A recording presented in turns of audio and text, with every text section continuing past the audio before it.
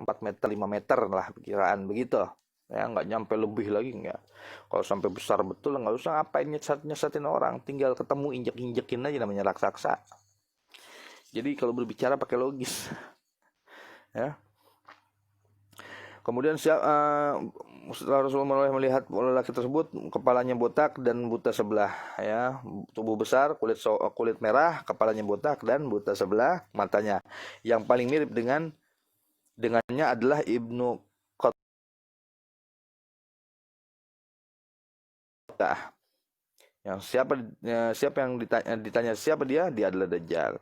Riwayat An-Nuwas bin Sam'an mengenai Dajjal yang semakna dengan riwayat Tamim atau lebih luas lagi.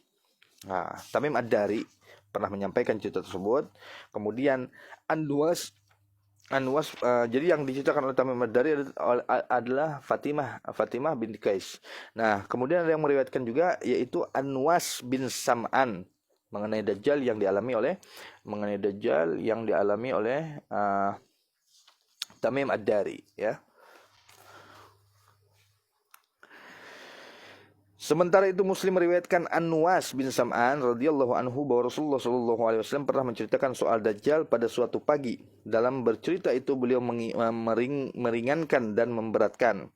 Sampai-sampai kami mengira di rumah pohon korma, dan ketika kami mendatangi tempat itu agaknya Rasulullah sallallahu alaihi wasallam maksud kami, maka beliau bertanya, ada apa dengan kalian? Kami, ya Rasulullah, engkau pernah bercerita tentang Dajjal pada suatu pagi. Dalam bercerita itu engkau meringankan dan memberatkan, sehingga kami mengira dia ada di rumpun pohon kurma.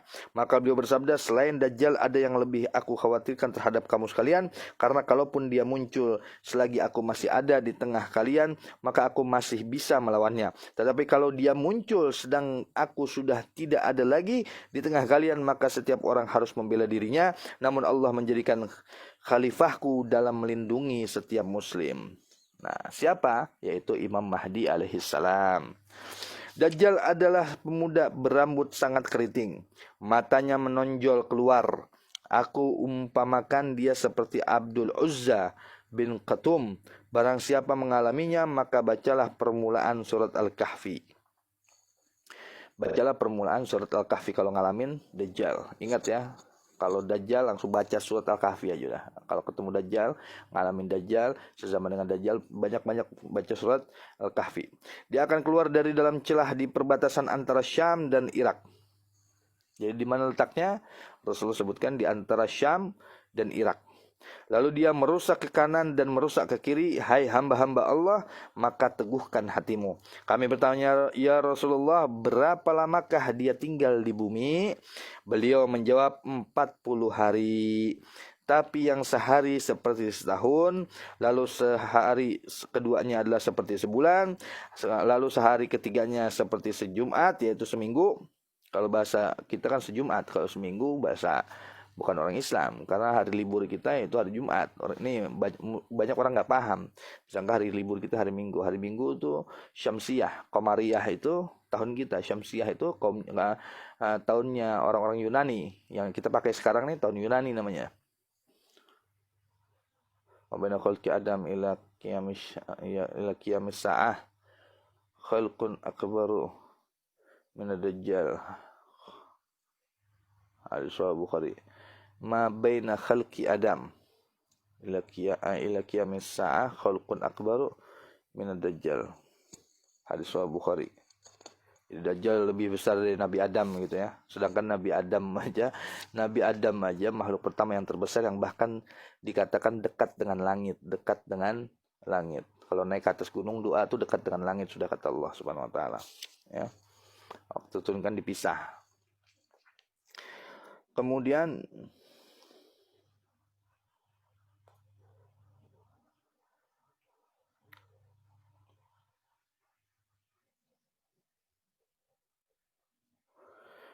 hari kedua seperti sebulan, hari ketiga seperti 1 minggu. Lalu hari-hari berikutnya seperti hari-hari biasa. Jadi kalau kita menghitung 40 hari memang, tapi hari pertama seperti 1 tahun. Waduh, lama tuh Dajjal. Hari kedua seperti 1 bulan, hari ketiga seperti 1 minggu, hari keempat, kelima, keenam seperti hari biasa. Kami bertanya Rasulullah SAW, apa hari yang seperti setahun itu? Apakah kami cukup melakukan salat seperti satu hari biasa?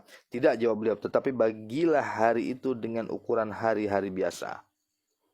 Berarti dalam satu hari kita sama dengan sholat satu tahun. Bagilah dengan hari-hari biasa. Karena wallahu alam, apa yang dimaksud hari tersebut mungkin satu harinya seperti setengah tahun, satu malamnya seperti setengah tahun atau gimana, wallahu alam bisa. Tapi kalau menurut keterangan Rasulullah tadi, bagilah sholat kalian seperti hari-hari biasa, berarti dalam satu hari kita mengerjakan 6 bulan sholat. Dalam satu malam kita mengerjakan 6 bulan sholat, isya, maghrib, subuh, zuhur dan asar. Di dalam siangnya pun kita mengerjakan 6 bulan sholat. Wallahu a'lam bissawab. Kemudian kami bertanya pula, ya Rasulullah, seberapa cepatkah Dajjal menjelajah seluruh bumi? Bagaikan hujan diikuti angin, Rasul menerangkan, dia datang kepada suatu kaum lalu menyeru mereka dan mereka pun beriman kepadanya dan memenuhi seruannya. Sesudah itu dia menyuruh langit menurunkan hujan, maka turunlah hujan, menyuruh bumi maka tumbuhlah tanaman sehingga ternak mereka bisa pergi merumput sepuas-puasnya, mengucurkan air susu sederas-derasnya dan nampak pinggangnya padat berisi. Kemudian Dajjal datang kepada suatu kaum dan menyeru mereka, namun mereka menolaknya.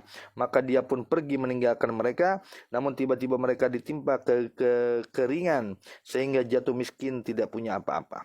Ini saking hebatnya Dajjal, diberi kuasa oleh Allah Subhanahu wa taala ya. Makanya ibarat kita terlena dengan dunia. Gara-gara terlena dengan dunia, maka kita mudah menjadi orang yang tukang fitnah. Maka mudah kita mencela ulama, maka mudah kita mengadu domba sesama dan lain sebagainya karena hal dunia. Bagaimana kalau ketemu Dajjal? Bukan hanya itu yang bisa kita lakukan, bahkan kita bisa musyrik billah, syirik. Bahkan kita bisa keluar daripada agama Allah Subhanahu wa taala karena melihat kehebatan Dajjal dan apa yang bisa diberikan oleh Dajjal kepada kita. Naudzubillah min dalik. Tapi ketika dia mendapati satu kaum yang menolaknya, jadi ada nanti kaum yang bakal menerimanya. Dan itu banyak kaum-kaum yang menerimanya. Tapi kalau kaum yang menolaknya karena kekuatan keimanan mereka, maka kita cuma diberikan musibah di dunia. Jangan pernah takut wahai ikhwan dan saudara-saudaraku, kita cuma diberikan musibah di dunia. Enggak subur tanaman, kekeringan, itu saja. Nanti kita mendapatkan surganya Allah Subhanahu wa taala asal kita tidak mengikuti yang namanya Dajjal, laknatullah alaih. Dia melewati tanah kosong lalu berkata, keluarkanlah simpananmu, maka keluarlah kekayaan-kekayaan yang tersimpan di dalam tanah itu mengikutinya, sebagai kawanan lebah mengikuti ratunya. Kemudian Dajjal memanggil seorang anak muda, lalu dihantamnya anak itu dengan pedang sampai terbelah menjadi 2 bagian. Jarak antara kedua bagian itu sejauh 1 lemparan. Sesudah itu dipanggilnya lagi, tiba-tiba anak muda itu datang ke hadapannya dengan wajah berseri-seri sambil tertawa. Dan ketika Dajjal dalam keadaan demikian, maka Allah mengutus Al-Masih Isa bin Maryam. Jadi ketika Dajjal turun, nggak langsung Nabi Isa turun dan memerangi Dajjal. Dajjal ini akan membuat kerusakan dulu. Jangan kita happy-happy, jangan kita senang-senang bahwa mentang-mentang nanti Dajjal akan dibunuh oleh Nabi Isa.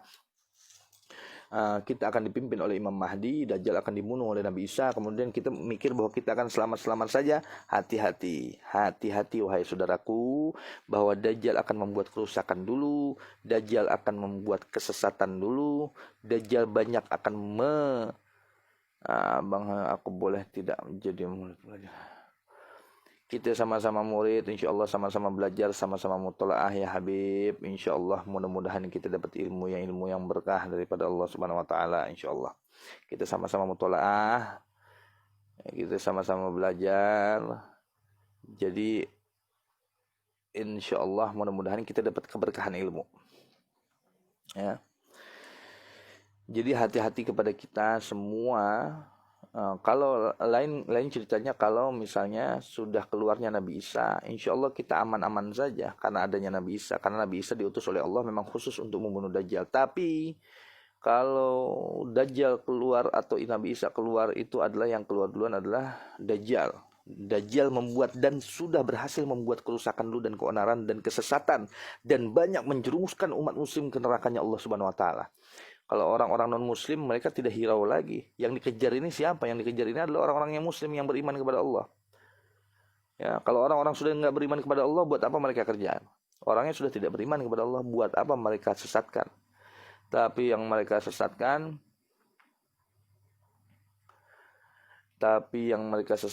tapi yang mereka hancurkan, yang mereka kejar, yang mereka cari adalah umat muslim. Maka daripada itu umat muslim, berhati-hatilah kita, jagalah diri kita dan keluarga kita dari neraka Allah Subhanahu wa taala, jagalah diri kita dan keluarga kita daripada fitnah-fitnah Masih Dajjal. Masih Dajjalnya belum keluar, tapi fitnahnya sudah merajalela di tengah-tengah kita, bahkan ada di rumah-rumah kita. Ingat sekali lagi. Makanya kalau nyetel TV dibatasin, kalau bisa jangan sampai yang aurat-aurat terlihat. Megang handphone, hati-hati kalau buka-buka website, karena selalu sekarang di mana-mana sudah macam-macam aurat-aurat ditebarkan. Kemudian ketika kita baca Facebook, hati-hati jangan terpancing dengan emosi, jangan terpancing dengan bahasa-bahasa.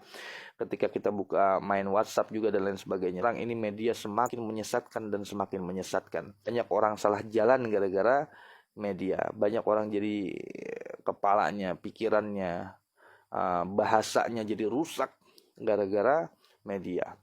Ya.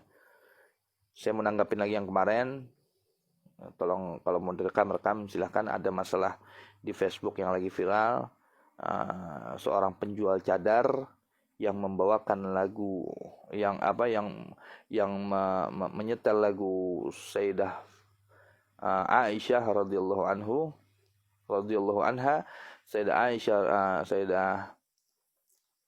Aisyah itu istrinya Rasulullah sallallahu alaihi wasallam, yang dinyanyikan dengan lagu dugem, kemudian oleh 3 orang bercadar tersebut dipakai untuk bergoyang-goyang pinggul, goyang pantat dan lain sebagainya.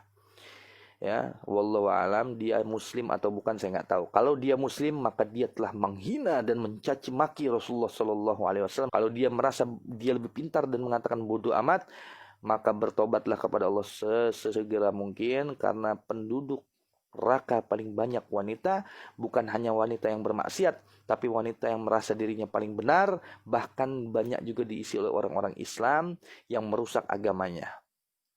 Ya, hati-hati.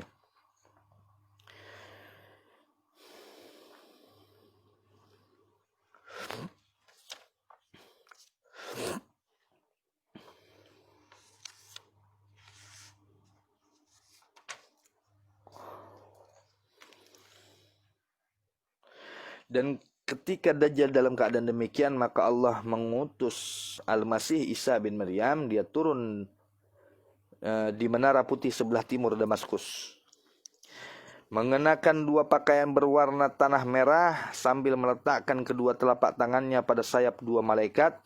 Apabila beliau menganggukkan kepalanya, maka seolah-olah meneteskan air, dan apabila mengangkat kepalanya, maka seolah-olah berjatuhanlah tetesan-tetesan itu bagaikan manik-manik mutiara. Tidak seorang kafir pun yang mencium bau nafasnya kecuali mati, padahal nafasnya dapat tercium sejauh matanya memandang. Kemudian beliau mencari Dajjal dan akhirnya ketemu di pintu kota Lud. Lalu kota Lud ini di mana? Lud sebuah kota dekat Al-Quds, Baitul Maqdis. Wah, mudah-mudahan Dajjal nggak nyampe ke Indonesia, ya mainnya di sono aja deh.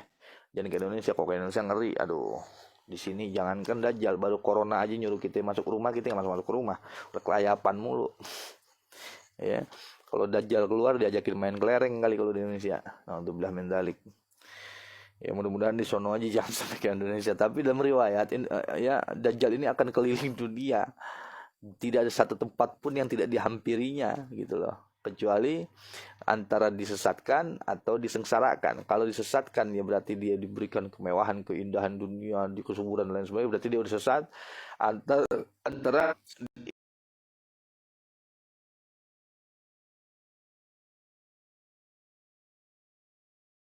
disengsarakan. Kalau sengsara yaitu kalau kita bertahan tidak mau beriman kepada dia. Ya, mana starnya, tambah dong starnya nih.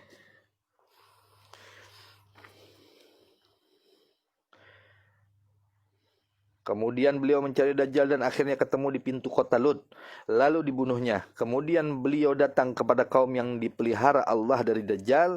Beliau mengusap wajah mereka dan menceritakan derajat-derajat mereka dalam surga.